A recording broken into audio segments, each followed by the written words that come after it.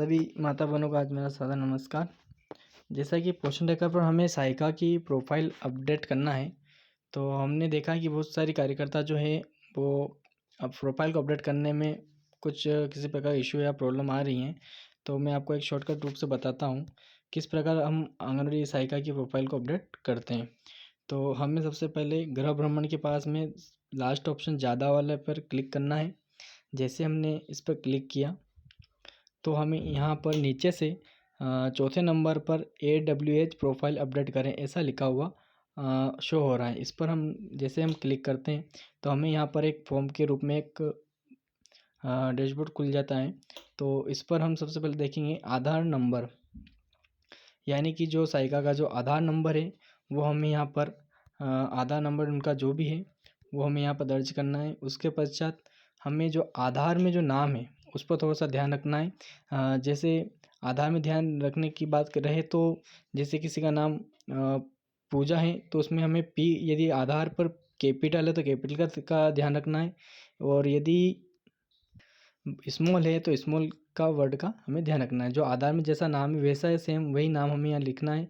Space है तो space का ध्यान रखना है। उसके पश्चात हम आते हैं तो यहाँ पर जन्म तारीख, जन्म तिथि जो है वो सहायिका की पूरी होनी चाहिए, दिन महीना और साल में वो पूरी डेट होना चाहिए। जैसा आधार में उनकी जन्म तिथि है उसी रूप से हम यहाँ पर कैलेंडर वाले पे सर्च करेंगे। उसके बाद यदि मान लिया जाए हमने किसी का सहायिका की का जन्म 1994 है तो हमें सबसे पहले कैलेंडर के इस पर क्लिक करेंगे। ऊपर 2006 लिखा हुआ है, इस पर हम क्लिक करेंगे। उसके बाद हम ऐसे नीचे रोल करेंगे इसको, तो 1994 के हिसाब से हम यहाँ पर 1994 कर लेंगे। उसके बाद यदि उनका फरवरी मंथ है तो फरवरी, मार्च है तो मार्च, हम कौन सी तारीख ले लेते हैं, अप्रैल की 6 तारीख है तो यहाँ पर इस प्रकार उनकी 6/4/1994 आ जाएगी। उसके बाद हमें महिला पर क्लिक करना है। सहायिका की जो ईमेल आईडी है वो हमें इसी पर उन्हीं के मोबाइल में से निकालना है। तो मैं आपको ये भी दिखा देता हूँ, तो मैं आपको डायरेक्ट ये भी दिखा देता हूँ कि कहाँ से हमें जीमेल आईडी को देखा जाएगा। सहायिका का मोबाइल हमें लेना है। सहायिका की जीमेल आईडी को आप पता करने के लिए हम यहाँ से थोड़ा बैक हो जाते हैं।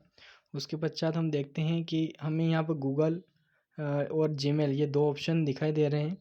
तो हमें सबसे पहले इनकी जीमेल पर क्लिक करना है। जैसे हमने क्लिक किया तो इस प्रकार एक ओपन होगा। उसके बाद हम यहाँ ऊपर देखेंगे, ऊपर पोषण ट्रैकर का जो एरोप्लेन मोड से जो नीचे आ रहा है इसके ऊपर हम क्लिक करेंगे। जैसे हमने क्लिक किया तो हमें यहाँ पर मेरा नाम सहित पूरी जीमेल अकाउंट उनका आ गया है। तो यहीं से उनका जीमेल अकाउंट हमें एक कॉपी पेन पे लिख लेना है। जैसा उन्होंने लिखा है HE स्मॉल है तो हमें स्मॉल ही लिखना है।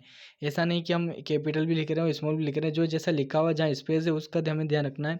यहाँ से हम इनका जीमेल अकाउंट ले लेंगे, सहायिका का जो भी उनका अकाउंट है।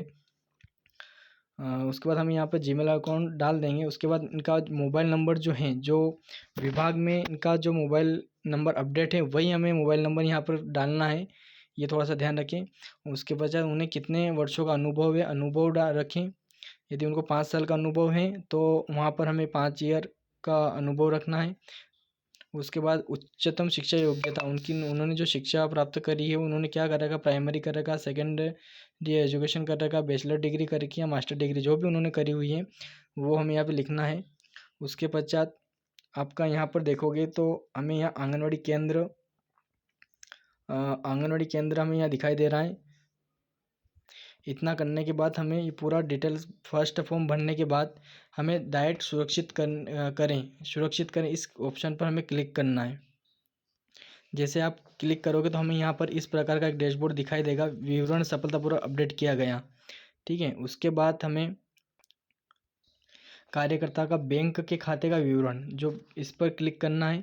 यहाँ पर भी हमें जो बैंक जो दर्ज है उनका आधार से बैंक अकाउंट जो अटैच है वो हमें बैंक खाता इनके अनुसार डालना है। सर्वप्रथम दिया है बैंक खाते के नाम अनुसार उनका नाम, जो बैंक खाते में उनका जो नाम है वो हमें यहाँ पर लिखना है।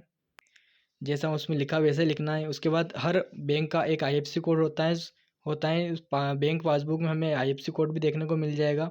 उसके बाद ऑटोमेटिक हो सकता है यहाँ पर सर्च IFSC कोड जैसे आप डालोगे तो यहाँ पर सर्च होकर बैंक का नाम ऑटोमेटिक यहाँ पर शो हो जाएगा। उसके बाद हमें बैंक खाता संख्या लिखना है। ये ध्यान रखें, थोड़ा बैंक खाता जो संख्या जो व्यवस्थित हैं वही लिखें। उसके बाद नीचे वापस से वेरीफाई के लिए हमें 2 बार उनके बैंक खाता संख्या जो है वो डालना है। उसके बाद उसी प्रकार हमें वापस पुनः एक बार और सुरक्षित करना है। सिर्फ हमें इतना ही करना है। उसके बाद हमें फिर से इसी प्रकार का एक मैसेज प्राप्त होगा, विवरण सफलतापूर्वक अपडेट किया गया है। बस हमें इतना ही यहाँ पर करना है और कार्यकर्ता का प्रोफाइल अपडेट करना है, सहायिका का।